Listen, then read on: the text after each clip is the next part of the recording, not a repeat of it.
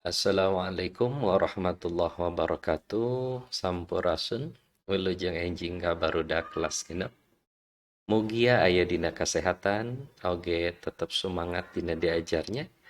Mudah-mudahan segala rupa kegiatan anu dilakukeunana aya dina kalancaran. Tepang deui sareng parudi dina pangajaran bahasa Sunda. Dinten ayeuna Bapa bade ngulas materi ngeunaan rupa-rupa kecap. Kumaha barudak tos siap diajar di bahasa Sunda. Bapak tos ngarangkum sababaraha materi ngeunaan kecap dina buku paket kelas genep. Urung urang di titenan materina. Kecap dina bahasa Sunda kelas genepnya rupa-rupa kecap. Nu kahiji Bapak tos ngabahas nu disebat kecap panyelup. Teras aya kecap panganteur, kecap panganteb, kecap serepan, kecap barang, sareng kecap sulur. Kecap barang sareng kecap sulur ieu dina pangajaran kagenepnya nu teu acan ku Bapa didugikeun minggu kamari. Tah minggu ayeuna sakantenan ku Bapa dijelaskeun kumargi Bapa tos ngarangkum rupa-rupa ngaran kecapnya. Ayeuna lebet kana pembahasan kahiji nu disebat kecap panyelup. Keur nginget-nginget di hidupnya naon anu disebat kecap panyelup teh. Kecap panyelup nyaeta kecap anu dipake pikeun ngedalkeun rasa leuwih ti sasari. Rasa anu leuwih tina biasana. Naha rasa ruas, bunga, seuri, nyeri, geuleuh jeung sajabana. Eta lebetna kana kecap panyelup. Lamun dina kalimat mah sok ditungtungan ku tanda seru atawa kalimat teh ngagunakeun kecap panyelup tanda seru. Kecapna nyaeta aya hore, euleuh, wah, aduh, ah, alah, ih, walah, ambuing, alaihiyeung, jeung sajabana.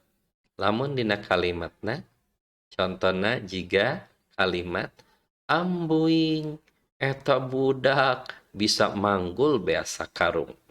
Nu kitu disebatna kecap panyelup. Kalimatna berarti kalimat ngagunakeun kecap panyelup. Anu kadua nyaeta kecap panganteur. Ieu oge tos dibahasnya ayeuna orang diterangkeun deui ku Bapa. Nu disebat kecap panganteur mah kawilang rea sarta mindeng rea dipake dina omongan sapopoe. Nu kumaha sipa contona? Kecap, kek, bring, sok, breh, gedik, lung, terekel, hing, jeung sajabana. Lamun dina contoh kalimatna di dieu aya kecap hing budak teh ceurik. Hing budak teh ceurik. Da pada ngaheureuyan. Kecap hing di dieu disebatna kecap panganteur. Ngajelaskeun jeung ngajentrekeun naon tah anu jadi kalimatna. Oh, ternyata aya budak anu ceurik. Eta contoh kecap panganteur. Teras aya kecap panganteb. Nu disebat kecap panganteb mah kecap anu mandiri, berdiri sendiri. Anu hese diteangan sasaruaan dina basa sejen. Boh dina basa Indonesia moal mendakan. Da ieu mah jadi ciri khas dina obrolan-obrolan orang Sunda. Nah, di dia jadi ciri bahasa Sunda. Contoh kecapna aya kecap teh, mah, tea, bae atawa wae, da, atuh, atuda, jeung geuning. Contoh aya dina kalimat tah geuning. teu burung datang nu ditungguan teh kecap gening di dieu nuduhkeun kaasup kana kecap pangantep. Kalimatna seueurnya tiasa engke dititenan welah dina buku paketna dibuka-buka di sareng dibaca-baca dinya. Teras ayeuna orang lebet kana kecap serepan. Minggu kamari ku Bapak tos dijelaskeun nu disebat kecap serepan nyaeta kecap anu dicokot tina basa lian, boh tina basa Indonesia atau basa asingnya. Kecap serepan teh seueur anu janten kecap sapopoe orang digunakan dina basa Sunda ternyata dialapna tina bahasa Indonesia atau tina bahasa asing. Di dia Bapak mere contoh sababaraha kecap. Aya kecap latihan, laporan, sombong, pot, polybag, ibu jeung bapak. Tah kecap polybag eta tina bahasa asing. Kecap latihan eta tina bahasa Indonesia. Mun dina contoh kalimatnya jiga kieu. Sok atuh geura laporan ka Pak Agus. Tah laporan ieu lamun dina bahasa Sundana bisa diartikeun dengan nepikeun anu jadi maksudnya atawa tugas pancen ngalaporkeun gitu nya. Tah laporan eta dialapna tina bahasa Indonesia. Salajengna dina pangajaran genep anu teu acan ku Bapa didugikeun minggu kamari nyaeta kecap barang.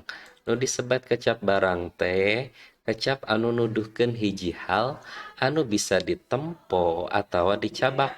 Berarti jelas katingal aya barangna. Eta nu disebat kecap barang. Contoh kecapna aya runtah, tatangkalan, baju, langlayangan, pulpen, jeung sajabana.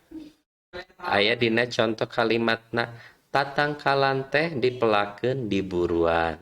Tah kecap tatangkalan lebet kana kecap barang. Salajengna deui aya kecap sulur. Tah kecap sulur di dieu hartosna kecap gaganti tina ngaran jalma. Kecap sulur ieu biasana dianggo dina basa sapopoe.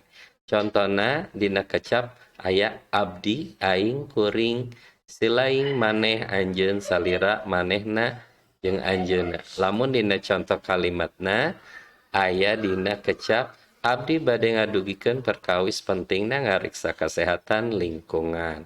Tah kecap abdi di dieu berarti nuduhkeun ngaran hiji jalma nya diri sorangan ngan ku ngagunakeun kecap sulur. Eta sababaraha kecap anu tiasa ku Bapa dijelaskeun dina pembahasan dinten ayeuna. Alhamdulillah rengse oge Bapa ngadugikeun materina. Atur nuhun.